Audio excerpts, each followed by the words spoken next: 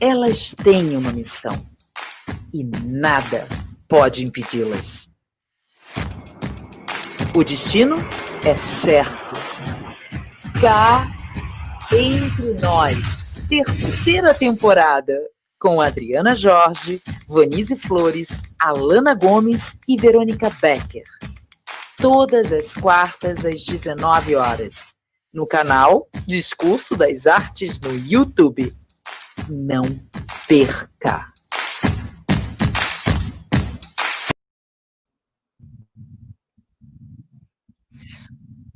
Boa noite. Boa noite a todos. Boa noite a todas, a todes. Boa noite a quem está nos assistindo ao vivo e também quem vai assistir depois no programa gravado. A gente está no nosso último episódio da terceira temporada, mas não o último episódio, porque a gente ainda tem a quarta e assim vai. Eu quero dizer que essa é uma noite especial, né? A gente está aqui com o Celso Sisto, eu ainda vou conversar com ele e apresentar. Quero lembrar que eu conto com a Vanise Flores, intérprete em Libras, com a Verônica Becker, que está ali atrás, mas que vai aparecer daqui a pouco e que cuida de tudo isso aqui funcionar, edição e tudo mais. Aguenta as loucuradas, às vezes em cima da hora. Obrigada, Verônica Becker. Alana Gomes, que cuida da produção na rede social. Eu, que sou Adriana Jorge, professora do DAD, sou atriz, sou idealizadora desse programa. Esse programa faz parte do projeto de extensão deste curso da Universidade Federal do Rio Grande do Sul, que eu vou dizer para vocês que é muito importante que vocês se inscrevam no canal do Discurso, mas também se inscrevam no canal do Cá Entre Nós, daqui a pouco vai aparecer por aqui a informação que a Verônica daqui a pouco está botando aí. Então, se inscrevam para que a gente possa continuar trazendo pessoas, que a gente possa continuar conversando. Cá Entre Nós e canal Discurso, tá? Vai lá, aciona o sininho, se inscreve e divulga. Celso é ator, é arte educador, é ilustrador, é contador de histórias, é professor universitário, é um grande amigo, é uma pessoa muito legal que a gente vai conhecer. Mas, Celso, antes eu preciso te falar da Zélia. A Zélia, ela era, assim, uma mulher de uns cabelos encaracolados, sabe? Bem alta. E ela tinha uma voz, assim, meio grossa, assim. E ela é muito, muito braba, né? Talvez porque ela cuidasse de muita criança. E eu vou te explicar tudinho. Eu morava num prédio que as crianças todas se visitavam e que um pai cuidava do filho do outro, aquela coisa totalmente diferente, que hoje em dia é bem difícil, porque o prédio era pequeno, isso era a década de 70. E a Zélia trabalhava para a vizinha de cima da minha mãe, que na verdade era a comadre da minha mãe. Ela ficava lá trabalhando e de vez em quando todas as crianças se juntavam e ficavam na casa da comadre da minha mãe, Zélia, cozinhando, arrumando, fazendo as coisas. De vez em quando ela enxotava a gente da cozinha, porque a coisa pegava, assim, né? E ela cantava uma música e, ao mesmo tempo, ela contava uma história de duas caveiras que se amavam à meia-noite no cemitério. E que a caveira fazia juras de amor para o caveira, até que o coveiro trouxe um defunto novo, e a caveira se apaixonou pelo defunto novo, e o caveira chorou, sofreu, bebeu, e a caveira acabou ficando com o defunto fresquinho, e o caveiro, lágrimas e muitas lágrimas de caveira. A Zélia, ela quando contava essas coisas assim, ela estava sempre na cozinha, né? E ela tinha um jeito de fazer comida que eu não consigo esquecer. Porque eu nunca vi ninguém fazer isso. Até pode ser que você faça, mas eu não consigo. Ela pegava uma cebola, ela cortava no meio, e ela tinha um facão muito maior do que a cebola, aqueles facões assim, bem grandes assim. Sim. E aí ela ia, cortava assim na vertical, depois na horizontal e tirava um pedaço. Na vertical, na horizontal e tirava um pedaço. E eu ficava, Zélia, conta da caveira, conta da caveira, canta da caveira. Eu até vou mostrar para o pessoal mais jovem, que talvez não vá conhecer essa música. Só um instantinho para a gente entender um pouquinho mais do que era a Zélia cantando. Bom, era mais ou menos assim que ela cantava e que também... Eram duas caveiras que se amavam e à meia-noite se encontravam. Bom, o Alvarenga e o Ranchinho, né? Que cantam isso. Era uma animação. Zélia canta, Zélia conta, Zélia canta. Eu não sei exatamente se foi muito tempo depois ou se foi logo em seguida que a Zélia mudou, sabe, Celso? Ela prendeu os cabelos, ela ficou um pouco triste, assim. Ela ficou meio... Ela não ficou mais braba, ela ficou mais calada. Mas a gente continuava indo para a cozinha, né? E Zélia canta, Zélia conta, caveira conta. Não, não, não, isso não é de Deus, isso não é de Deus, isso não é de Deus. Até que ela chegou e disse assim: olha, se vocês continuarem me pedindo isso, vocês vão para o inferno. E no inferno é crocante. E eu fiquei impressionada com aquilo. Um inferno crocante. Ela disse assim: olha essa geladeira aí. E a geladeira da comadre da minha mãe estava assim, meio descascando, sabe? E eu fiquei pensando, a gente no inferno descascando. Eu falei: Zélia, como que é um inferno? E ela disse assim: na frente tem uma árvore. Eu falei: e essa árvore? Chora. E eu fiquei pensando. Na árvore que chora, na caveira que chora, na Zélia. Você acha, Celso, que um contador de história, lá no fundinho, ele tem um grande tema que ele conta? Olha, eu acho que todo leitor, todo grande leitor e todo escritor também tem um grande tema que ele tem vontade de explorar, de mergulhar, né? Acho que vira e mexe ele volta nesse tema. Eu, como escritor, né, isso acontece comigo. Eu acho que o grande tema da minha obra é a morte. Né? Já que você falou de cemitério, você falou de caveira, você falou, né, você tocou nesses elementos que já são do meu tema predileto. Assim. Então, eu acho que eu estou sempre voltando de alguma forma neste tema. Né? Talvez eu tenha tanto medo dessa morte que eu tenha que, em vida, me preparar para ela, lidando com ela através da arte. Eu acho que isso acontece comigo. Eu acho que todo contador de histórias tem, na verdade, uma grande voz dentro de si, que não é a sua própria voz, é uma outra voz contante. Eu chamo essa voz, né, essa voz que recheia o contador de histórias, de uma voz contante. Todo mundo tem uma Zélia, né, a lembrança de uma voz que recheou o seu imaginário de alguma forma e serviu de ponte para você atravessar esse deserto todas as vezes que você precisasse se refugiar nesse universo da fantasia. Né? Então,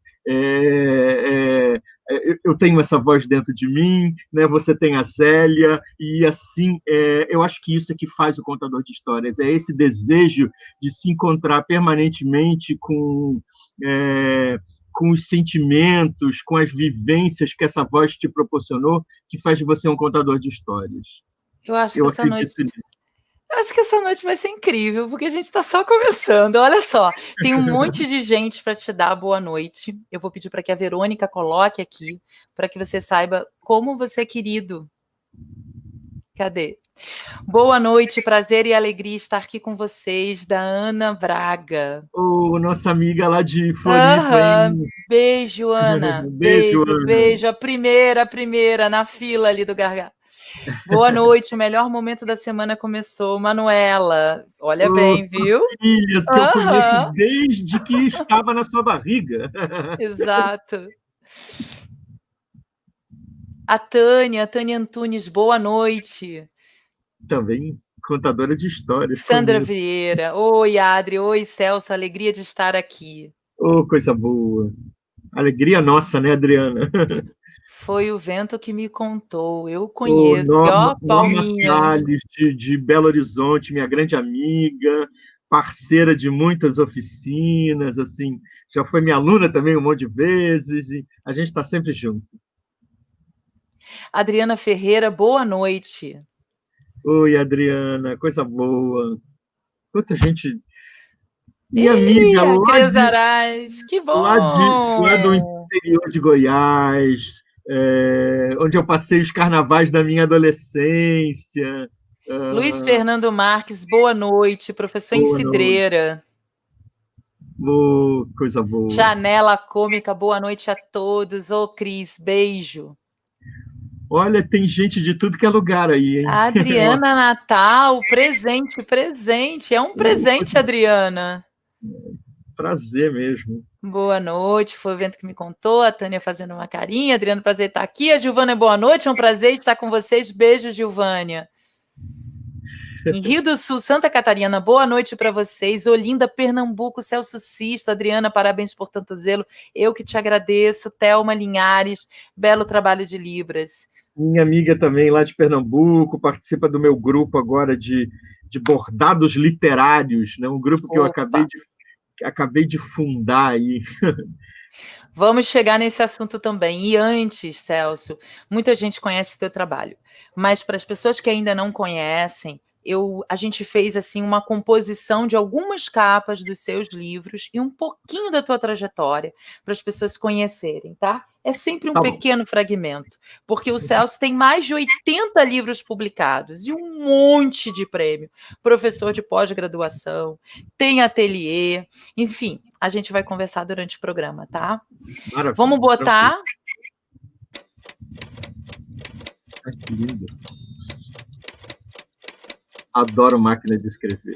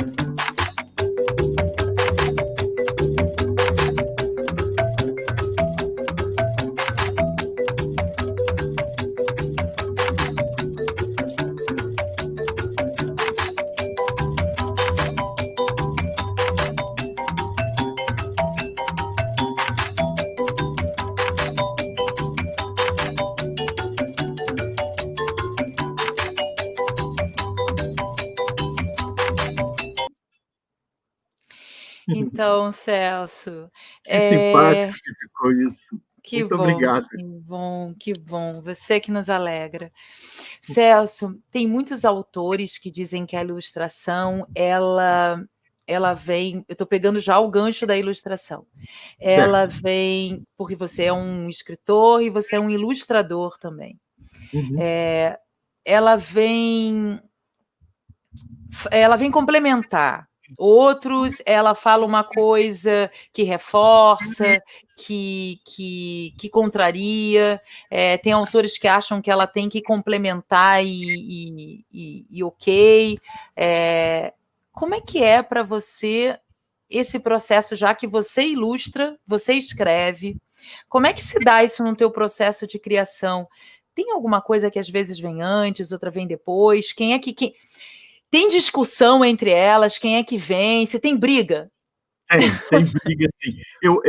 Na verdade, para mim, eu venho primeiro, acho que venho primeiro da palavra. Então, a palavra sempre predomina, né? Acho que o Celso escritor, ele precisa ser desligado quando o Celso ilustrador vai entrar em ação, né? Mas para o Celso ilustrador entrar em ação, eu preciso de ter um hall de palavras que vão ser o start, né, da imagem que eu vou criar. Então, por incrível que pareça, ao invés de sair desenhando a imagem que eu quero criar, né, para aquela página como ilustrador, eu preciso anotar algumas palavras chaves do que eu penso, né, daquela imagem para eu poder dali, né, criar a cena. Então, eu acho que, na verdade, o que perpassa todo o meu trabalho é mesmo o teatro. Eu acho que o meu texto, a minha linguagem é uma linguagem super teatral, dramática, né? Eu ouço com muita frequência as pessoas dizendo: nossa, eu leio o seu texto e eu ouço você, parece que o texto está em pé, está vivo. Eu acho que tem essa ligação forte com o teatro, e também a imagem, eu acho, o Celso ilustrador talvez fosse um cenógrafo, né? Enfim, eu acho que essas coisas todas se misturam, porque isso tudo está na base da minha vivência, da minha experiência. Eu acho que, quer dizer, não acho, eu defendo a ideia de que a ilustração não é uma linguagem complementar no livro. A ilustração é uma linguagem que dialoga com o livro, ela tem tanto peso quanto o texto escrito. Eles estão em pé de igualdade, né? Eles precisam dialogar, precisam oferecer para o leitor novos caminhos. Uma ilustração que reproduz ipsilíteres o que o texto diz é pobre, é fraca, né? Uma ilustração precisa atuar nas entrelinhas, precisa ampliar os significados do texto e trazer coisas que não estão à tona no texto escrito, né? Para mim, à tona é o texto escrito, né? E essa possibilidade do que está embutido nesse texto escrito que faz o papel investigativo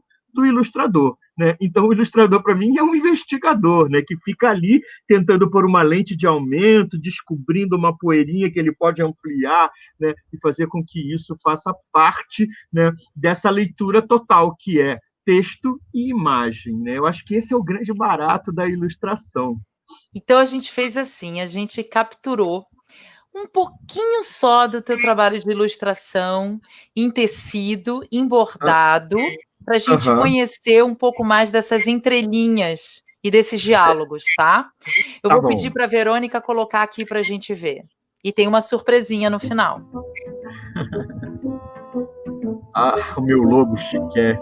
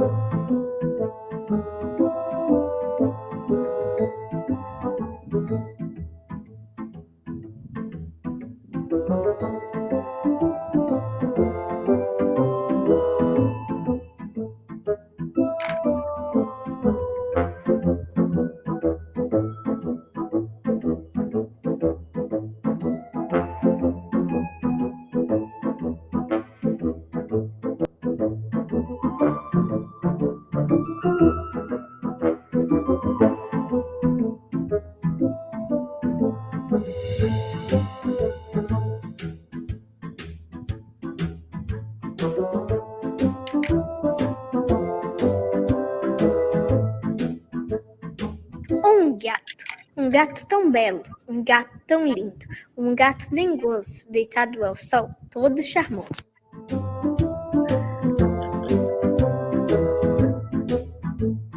Que legal. A Maria Antônia. Adorei essa voz de criança aí da Maria Antônia, né? Antônia Vieira, filha da Sandra Vieira, que te deu boa noite. Que legal. E como é que a gente não ia trazer as crianças, né, Celso? É absolutamente impossível fazer um programa para você e não colocar a voz de uma criança. Né? Meu universo é o universo das crianças. É para elas que eu produzo. Celso, eu tenho 20 perguntas, né? Ainda tem as perguntas de algumas pessoas que trouxeram perguntas, então agora eu vou fazer aquele trabalho assim de escolher qual pergunta. Certo. Mas eu fico pensando que você tem condição na tua obra de olhar desde a criação, nesse teu lugar de ilustrador e escritor aí, no teu ócio cuidadoso, produtivo, e depois a publicação, o livro chegando na mão das crianças, nas escolas, né? Uhum. Quando é que você sente, e aí eu estou falando assim, dentro da sua maturidade, quando é que você sente que a coisa aconteceu, sabe? É isso, chegamos aqui nesse ponto. Eu me pergunto, porque você tem contato com as crianças, né? Sim, Então, muito, muito contato. você sente isso, assim? Quando que isso você acha que acontece? Entre criar, publicar e ver as crianças se deliciando, fruindo no teu texto, na tua ilustração? Certo. Bom, eu tenho bastante contato com criança, desde que comecei a publicar em 94, né, ou seja, 26 anos, eu faço esse trabalho de ir em escola, de contar a história para as crianças, né, contar não só histórias que estão nos meus livros, mas histórias populares, histórias literárias de outros escritores. Eu conto muitas histórias de outros escritores. Aliás, o que eu menos conto é a história minha, né, porque as minhas histórias estão lá no livro, foram trabalhadas antes, os professores, as crianças estão preparadas para me fazer pergunta do meu livro, mas o meu desejo é que o repertório dela seja cada vez maior. Então, eu não quero repetir o que elas já ouviram, então eu conto outras histórias quando eu vou para as escolas também, né? A gente sente que um prazer imenso, se sente que a história aconteceu quando as crianças olham para você e o olho está brilhando, né? Você percebe que elas têm estrela nos olhos, né? Que aquela sensação nossa, de encantamento está presente ali, né? Você quase corta com a faca no ar, né? O encantamento é um bolo delicioso de ser provado, né? Cheio de doces e cremes, né? Então, essa imagem, para mim, é uma imagem deliciosa. Quando as crianças falam da história como se elas fossem... tivessem se apropriado da história, quando a história bate, elas defendem a história, os personagens, e o enredo, e o conflito da história, como se aquilo tivesse acontecido com ela, ou na família dela, ou com alguém que ela conheça. Então, isso é o momento em que a gente percebe, nossa, né, aconteceu, a história não é minha, depois que ela está no livro, ela é de todo mundo. E esse prazer, nossa, é inenarrável. Eu acho que esse é o maior prazer para o escritor, é ver que a história não é mais sua, é de todo mundo que quer ser dono também daquela história, né? E as crianças vivem isso com muita intensidade. Por isso que eu gosto de escrever para as crianças. Por Celso. isso, eu tenho uma faixa assim, que eu acho que isso acontece com muita intensidade na faixa entre os 7, 8, 9, 10, no máximo até os 11 anos, que estou falando dessa faixa porque é a minha faixa de preferência, que eu acho que eles ainda não têm ainda muita censura e vivem esse universo da fantasia com toda a força, como a força da realidade, né? Como vivem a realidade. Então, essa, para mim, é a grande área, né? Esse recorte aí dessa faixa etária. Diga, você me... Antes de eu te perguntar, eu tenho mais comentários para passar. Eita, que Celso é adorado. Eu vou pedir, Giovânia, Maria linda, porque conhece Maria Antônia. Muito obrigada, Maria Antônia. Continua aí. Fiquei fã da Maria Antônia, adorei ouvir o comentário dela. Minha filha está assistindo comigo e disse: já vi esse livro, está encantada. Oh, coisa boa. Creus Arais, ouvir o Celso é dar um mergulho no mundo encantado das histórias. Maravilha. Que bom, que bom. Marcela Alvarez, buenas noites a todos. Me encanta o ruído da máquina de escrever. A mim também. Eliana Yunes, olha, do Rio, meu abraço com uma história de vida bem pertinho para celebrar. Muito obrigada, Eliana. Saudade de você, Eliana, minha parceira, minha professora, minha mestra, meu modelo, tudo. Marcelo Alvarez, grande escritor e ilustrador. Só para complementar, os filhos da Eliana foram meus alunos também. Olha. Thelma Linhares é maravilhoso.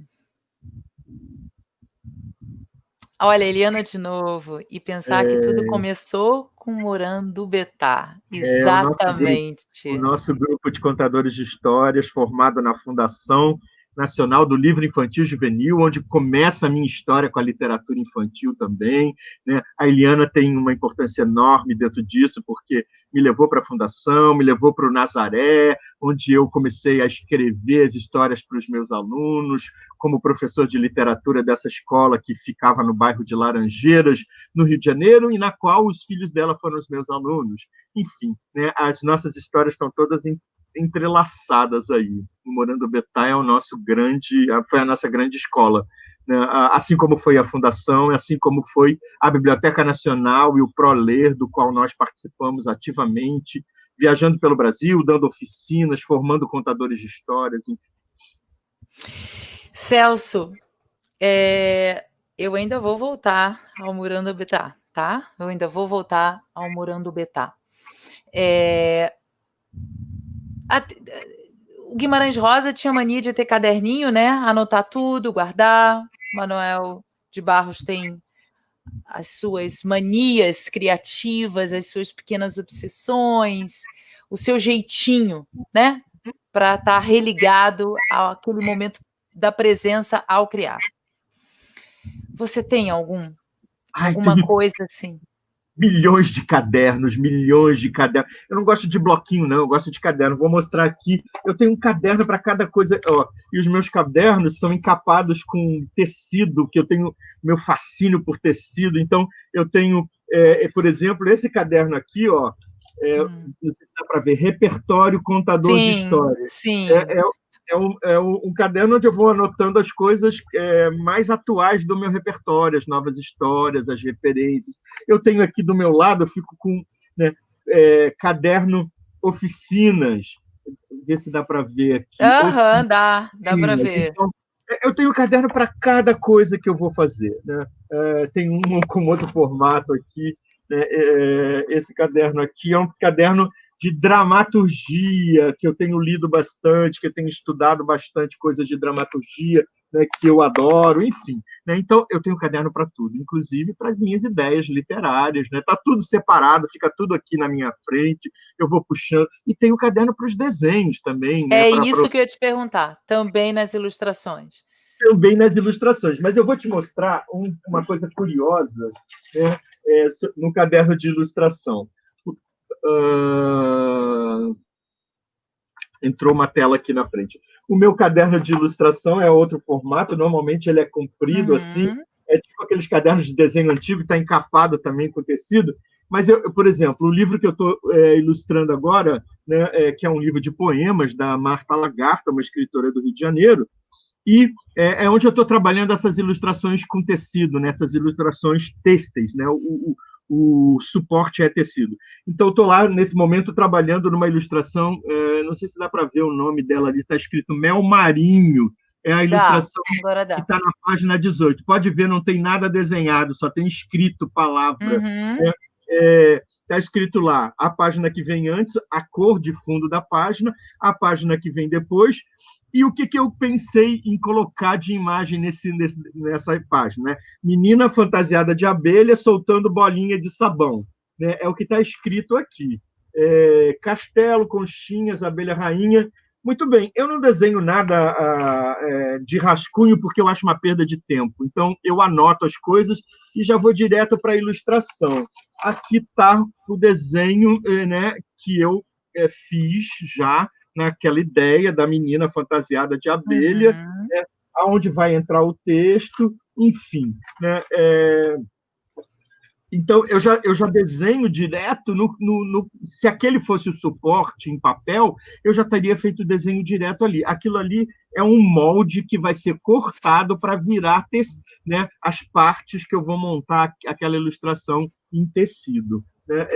Até ontem eu estava até com isso aqui, mas, enfim. Né, então, os meus cadernos de desenho atualmente eles têm palavras, eles não têm desenho.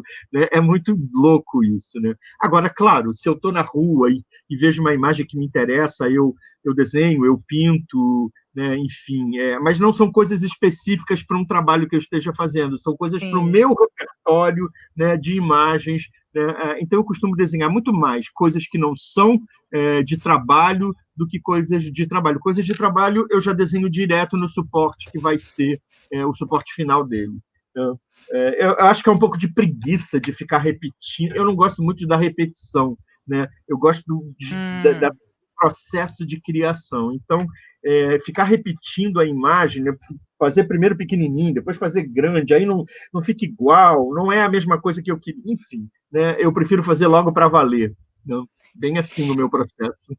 Celso, tem mais comentário. Eu vou colocar. Vamos pedir. Verônica, você pode colocar para gente? Ali, ó. Estou adorando o formato da live. Parabéns. Foi o Vento que me contou. O nome dela, Celso? Norma Salles, ela é de Belo Ô, Horizonte. Norma Salles, muito obrigada pela tua presença. Eu também estou adorando assim embaixo. Esse formato é muito Benita Prieto. bonito, coisa Oi, boa. Celso. Parceira do Morando Betá. Daqui a pouco eu choro, hein? Pode parar. Fica, Benita, para a gente ver ele chorar. Também tô por aqui. Cris Maia, fotoarteira, boa noite a todos. Beijo, Cris. Pintando com a Ana, boa noite, Celso. É ótimo revê-lo. Alessandra, do Rio Grande do Norte. Coisa boa. Adoro esses lugares. Olá, Sayonara. Adriana Ferreira. Falando com alguém. Marcela Alvarez. Oi, meninas de Natal, da Federal do Rio Grande do Norte. Oi, meninas. Oi, beijos. Já tive lá algumas vezes também. Rita, querida, Rita de Fraga. Olha, Rita de Cássia Fraga. Oi, Adriana. Beijo, Rita. Coisa boa. Maria Ferri. Delícia lhe ouvir, Celso Sisto. A Maria também é do nosso grupo de bordados literários, que se chama Bordelê. É o nome do nosso clube de leitura e bordado, na verdade. Niclésia Gama, depois de uma maratona, chegando atrasada. Mas chegou, Niclésia, isso é que importa. E depois o programa fica gravado, viu? Amanhã eu vou estar num bate-papo com ela, que é lá da Bahia. Da Bahia. Olha, a querida Eliana. Pedro Mariano despertou para as artes com as suas aulas e Antônia Cristina ainda hoje fala disto. Abraço deles e meu. Oh, meu Deus.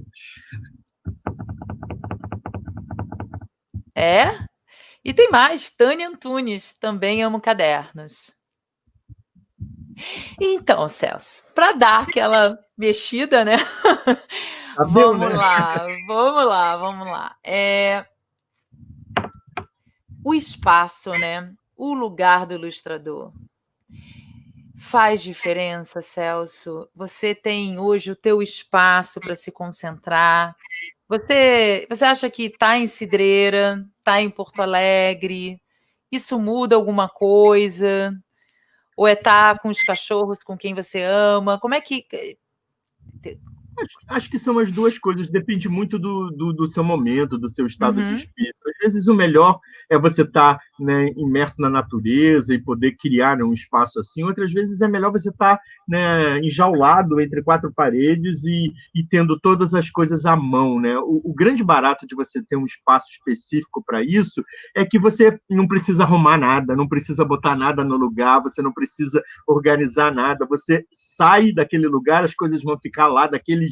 Eu estou falando do meu ateliê, né? Elas vão ficar lá daquele jeito, eu vou voltar no dia seguinte, vai estar tudo do mesmo jeito, e eu vou encontrar as coisas do jeito que eu deixei. Né? Então, esse é o grande barato de você poder ter um ateliê e de você poder ter esse espaço que também acaba sendo meio que um espaço sagrado, né? Um espaço meio, né, o seu templo. Você entra ali e parece que tudo ficou para fora, né?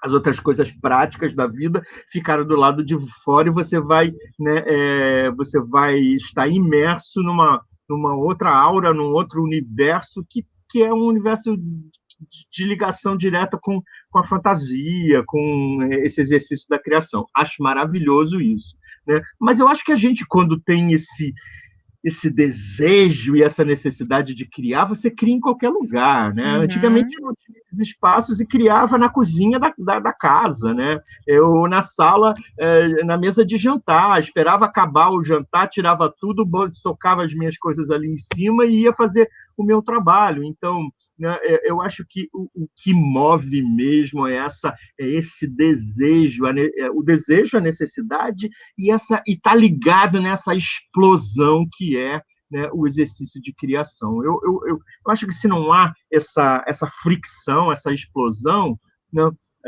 você não cria. Uma das coisas mais difíceis, né, nesse lugar que a gente ocupa de artista, mas que também é professor, né, e que também né, pretende que os nossos alunos, né, conquistem o espaço deles e se reconheçam também como criadores, é você fazer com que eles compreendam o que é ser criativo, né? O que é você falar do seu lugar, né, de uma forma que ninguém falou ainda, sem repetir ninguém, né? Ou seja, né, descobrir o seu jeito de tocar naquele ponto, de tocar naquele assunto, porque senão vai ser mais do mesmo, e mais do mesmo a gente não quer, e mais do mesmo o mercado não absorve, e mais do mesmo, né, morre daqui a um mês, um ano, enfim, né?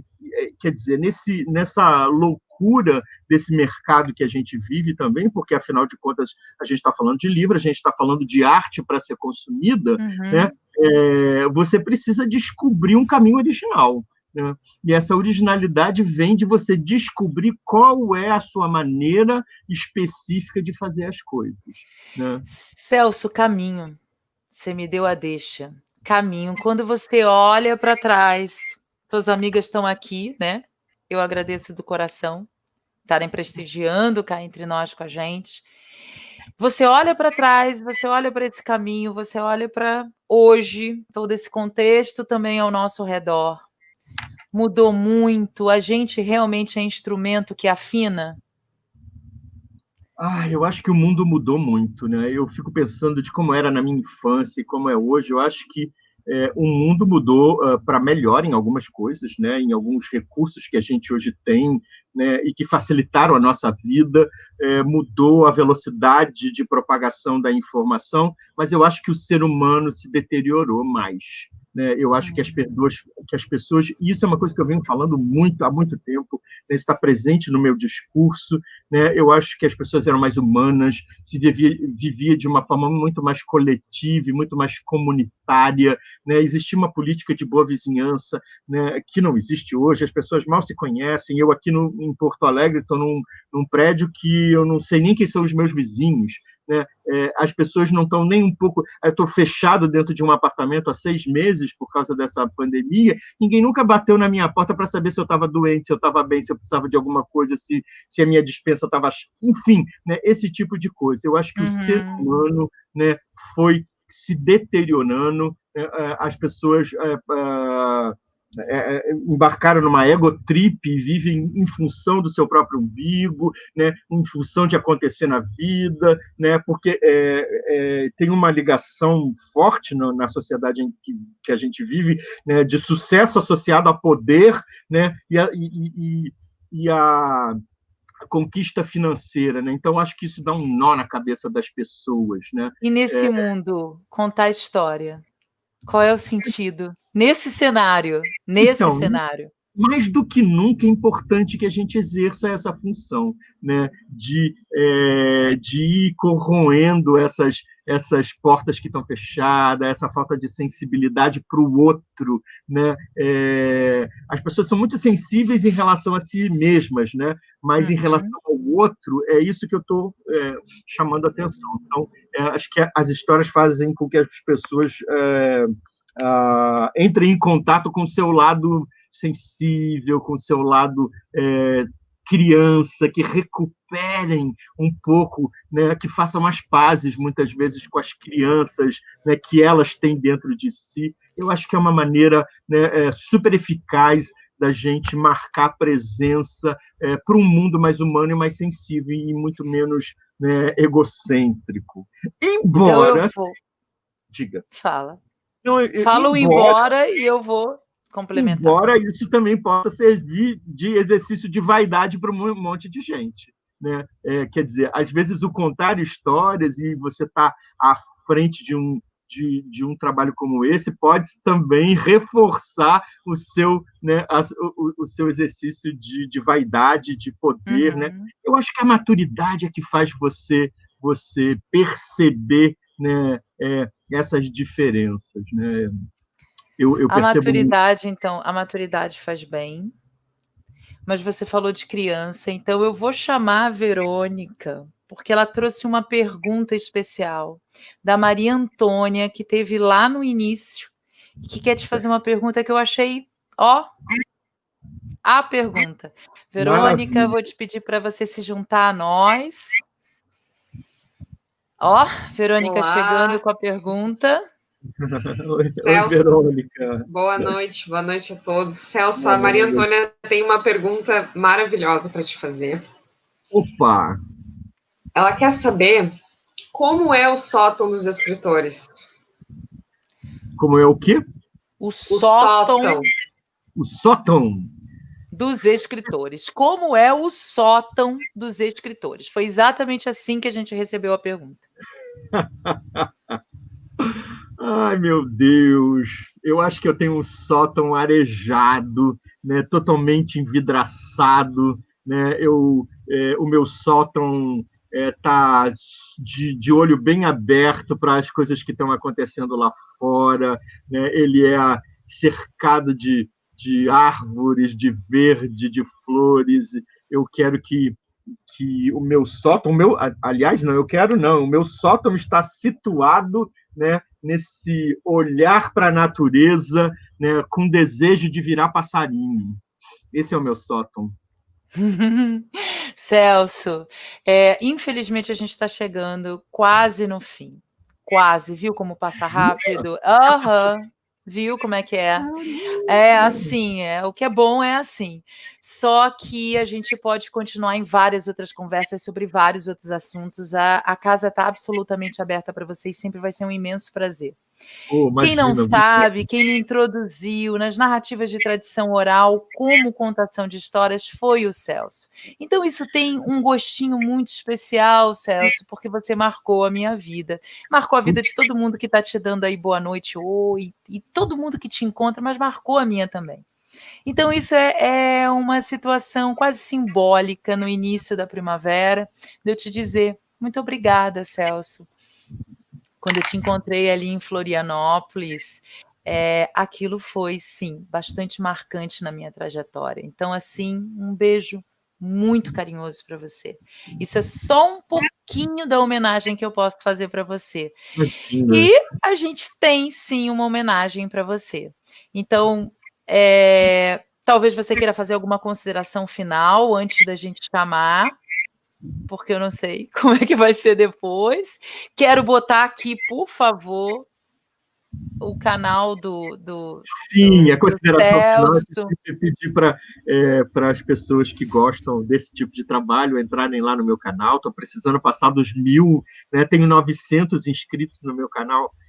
Enfim, quero continuar, né, partilhando as histórias. Nesse canal eu conto histórias, eu leio as crônicas que eu escrevo numa revista há mais de 10 anos aqui do Rio Grande do Sul, a revista Rainha, né, faço crítica literária também nessa revista, enfim, né, tenho vários projetos dentro do canal, né, de interpretar letra de música, enfim, é uma série de coisas de também falar os meus poemas que eu estou sempre publicando no Face.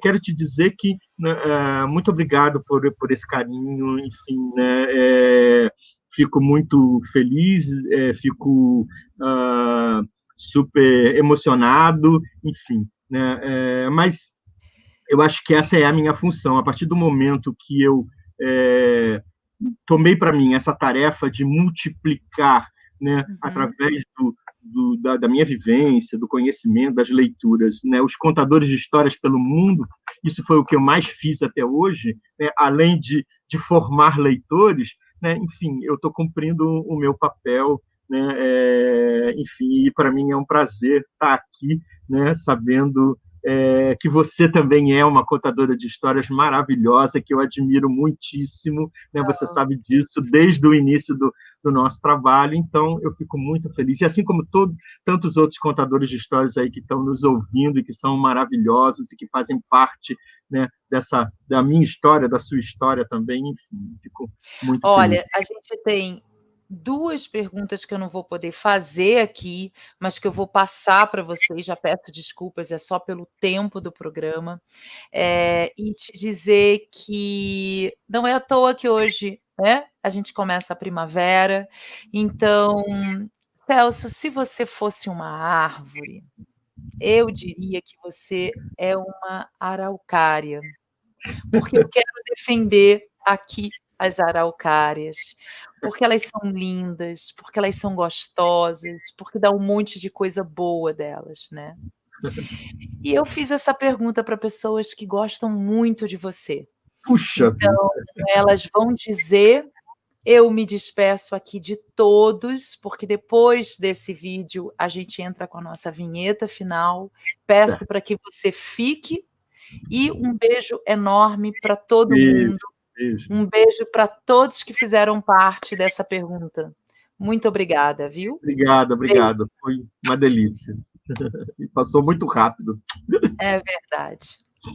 Se o Celso fosse uma árvore, ele seria um baobá. O baobá representa a ancestralidade. E que árvore melhor do que essas para representar um contador de histórias. E o baobá é misterioso. Dizem que ninguém sabe o que existe no interior de um baobá. Tem uma árvore aqui no meu jardim, que ela é uma árvore linda, mas é uma árvore muito rara. Ela se chama grumichama. Ela dá uma frutinha igual uma jabuticaba. Ela é grumichameira, ou grumichama, você pode chamar ela assim. E ela é uma árvore raríssima, e a sua fruta, né, é doce, ao mesmo tempo ela é azedinha, e eu acho que ela se parece com você. Você, para mim, é uma jabuticabeira.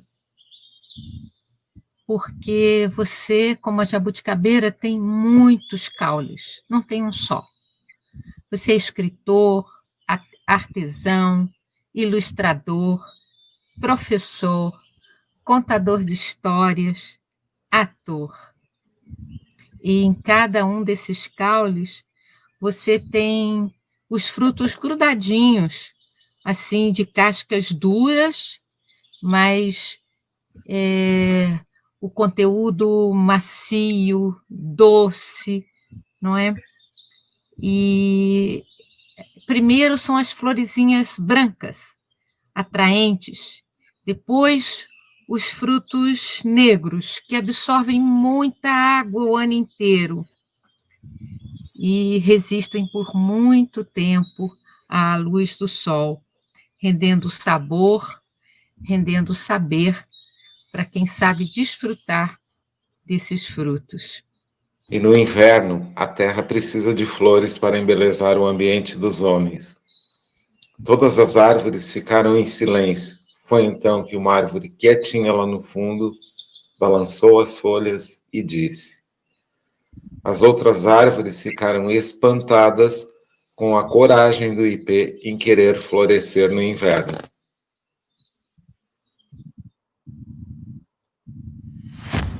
Obrigada, Celso. Oh, meu Deus. Elas têm uma missão e nada pode impedi-las. O destino é certo. Cá entre nós, terceira temporada, com Adriana Jorge, Vanise Flores, Alana Gomes e Verônica Becker.